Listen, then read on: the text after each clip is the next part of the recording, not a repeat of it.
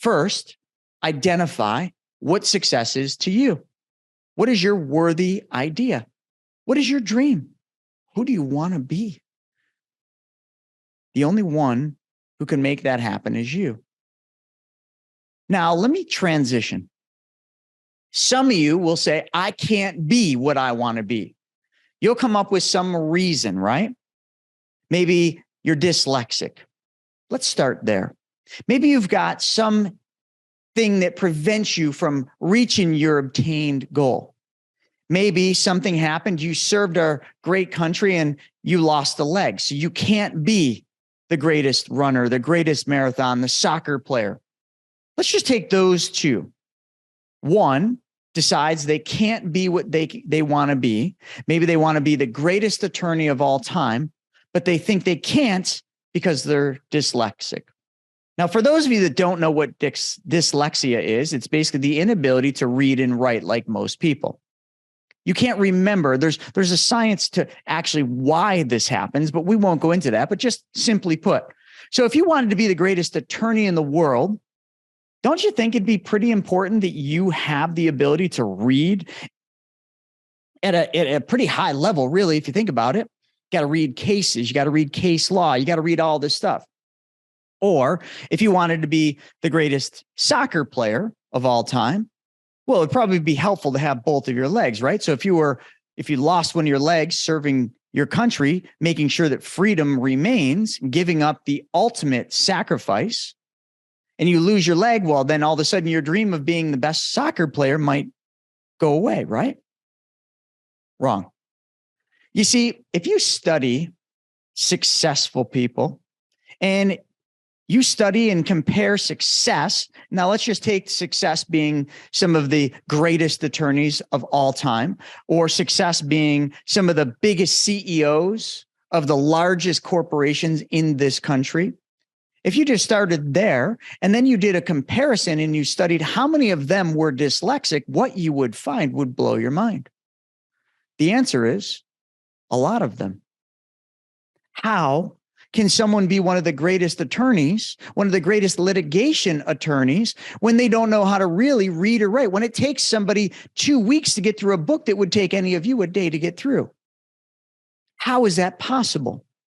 Well, you see, when those individuals that have that thing, that disease, that negative impact on their life, let's just call it dyslexia, what that weakness does is forces them to focus on different parts that make them great. Their weakness becomes their greatest strength. Let me define that. Let's just use the attorney example, because this is a true story. The attorney that I'm referencing here was one of the greatest litigation attorneys of all time, battled against Microsoft and won. So many other cases, but we'll stop there. This individual was dyslexic, struggled through school. Back when he was a child, his mother would have been happy if he just made it through high school so he could be a truck driver. That was her version of success for her son. But her son's version of success is he wanted to be the greatest attorney. And although mom would have been perfectly content if her young man just graduated high school, which was a massive challenge, because when you can't read and you can't write in today's society, in today's education system, you are bound to not succeed by the average polls, by the average consensus. But let's just talk about how this individual became one of the greatest litigation attorneys while that individual could not read or write. Because that individual could not read or write, when everybody was in class taking notes, this individual learned and developed the ability to memorize what the teacher said, because he didn't have the ability to write as fast as the teacher was talking, couldn't take the notes, couldn't read the textbooks in a normal way, but didn't want anyone to know, because if everybody knew he was dyslexic, well, they would basically make him feel unwanted. They would make him feel like less of a boy, less of a man. Think about it. In today's society, what do we do for people that can't do what we can do? We make them feel like they're less, especially in the schooling system. So of course, if somebody's dyslexic, They're not going to go out there and make it known, hey, I can't read or write. I might need an extra. What they're going to do is they're going to focus in on other strengths, and they're going to get really good at them. This individual got really good at memorization. This individual got really good in the textbooks of reading the footnotes, which really, if you think about legal, most legal summaries or cases have footnotes, a summary page of exactly what the most important parts of the cases are. This individual would memorize the majority of it and only focus on the footnotes, which really is the most important part. When his counterparts were the ones that could read, top of their class, they would read everything. They would get completely analytical, and they would focus in on so many of the details that when they were trying to make the case, the details bogged them down. They went down the proverbial rabbit hole. When this individual who was dyslexic focused on the main points, the footnotes, the memorization, he became the greatest litigator pretty much this country and probably the world has ever seen. I'll let you figure out who it is. Let's talk about athletes. If you lost your leg or you were born without a limb, could you be the greatest soccer player in the world? Could you be the greatest basketball player in the world? Well, the consensus of your peers would say absolutely not. There's no way that's possible until you believe it is possible, until you go out there and do the impossible because you focus on other strengths that no one else that you compete against focuses on. You have to, you see. When something is taken from you, when you're not born with the ability to do something, the only option is to strengthen other parts that become your greatest strength. Stop thinking that your weakness is going to keep you where you're at. Stop thinking that the family environment you were born into, the disability you were born with, means that you can't accomplish what you want. You might have to tweak what your destination is, what your worthy idea is, but you indeed can.